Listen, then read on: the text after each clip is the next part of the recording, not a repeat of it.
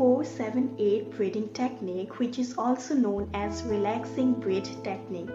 এই টেকনিকটো যেতিয়া আমি ইনহেলেশন এণ্ড এক্সহেলেশন কৰোঁ তাৰ মাজত আমি 4-7-8ত কাউণ্ট কৰিব লাগে মানে যেতিয়া আমি উশাহটো নাকেৰে ল'ম তেতিয়া আমি 4 ছেকেণ্ডৰ কাৰণে উশাহটো ল'ব লাগে তাৰ পিছত উশাহটো আমি 7 ছেকেণ্ডৰ কাৰণে হোল্ড কৰি ৰাখিব লাগে তাৰ পিছত যেতিয়া আমি এক্সহেল কৰিম মানে উশাহটো আমি যেতিয়া মুখেৰে এৰি দিম তেতিয়া আমি 8 ছেকেণ্ডৰ কাৰণে কৰিব লাগে একদম স্লোলি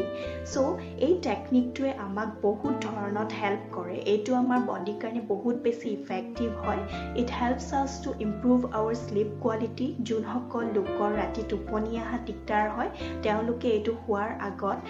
প্ৰেক্টিছ কৰিব পাৰে ফলো কৰক আপোনালোকে এই টেকনিকটো আপোনালোকৰ নিশ্চয় ভাল টোপনি আহিব আৰু it also helps to reduce stress level and anxiety level